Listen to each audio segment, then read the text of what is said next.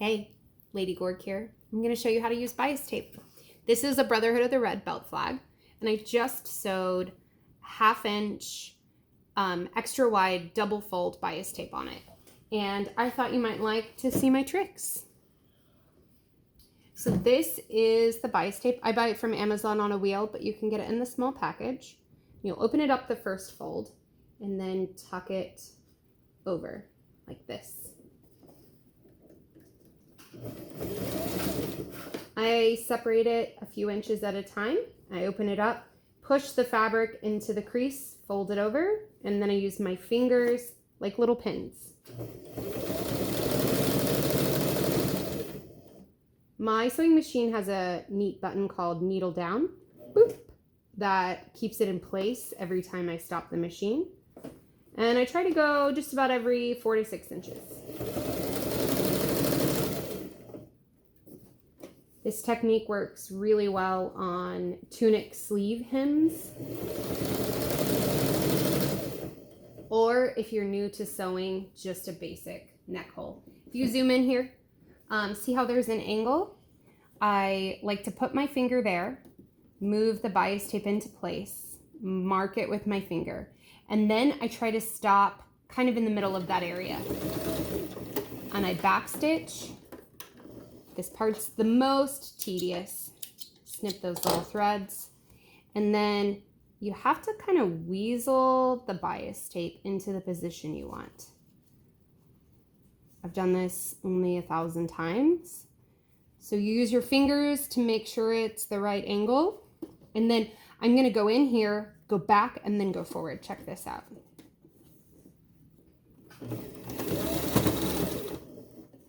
And I'm not going to use the needle down since this distance is really short, but I'm going to use the same trick on this point where I hold it with my finger to mark the location.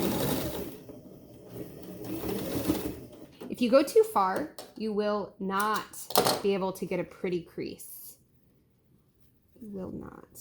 Okay. And I'm folding it from the back and the front. I also don't pull it, I push it, so it has a little slack to get a nice point. And then you don't want to only think about the corner, you want to think about, will it follow the straight line after?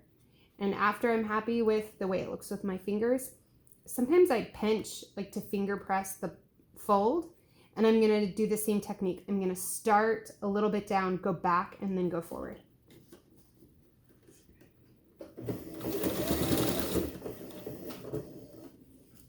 And I mark with my finger where the next point is.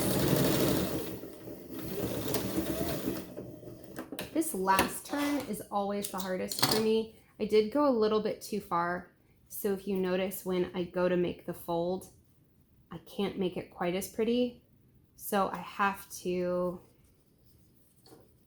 fuss with it more.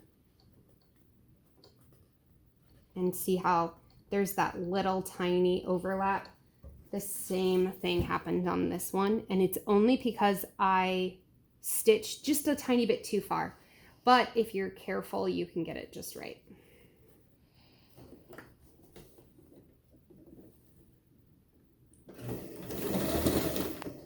And I'm going to go back to needle down since I have a longer straight.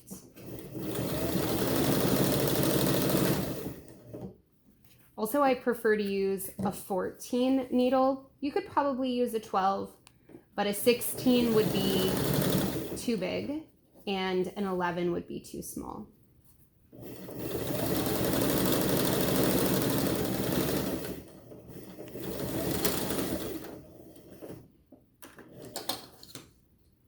Okay, you're gonna love the end. I'm gonna show you how I make a really pretty finish. 90-degree angles are the easiest, but when do you get those, right? Not in tunics.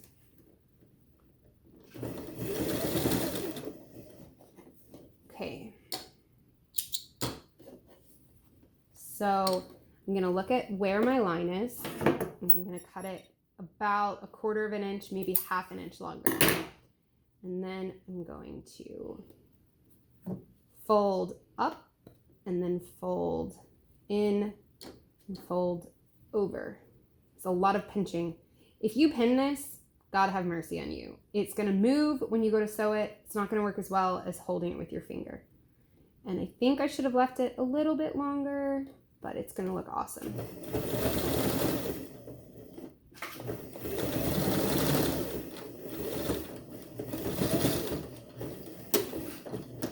Okay, and that is how I would finish it on a tunic if I was wrapping the sleeve or the neck, because then on both sides it's finished and I have no raw edges. A lot of people that are new to using bias tape, they'll just go off and cut it, and then that edge will just get ugly and fray. So you got a lot of snipping to do, a lot of little threadies have to go, but your edges won't fray and your lines are clean. Good luck.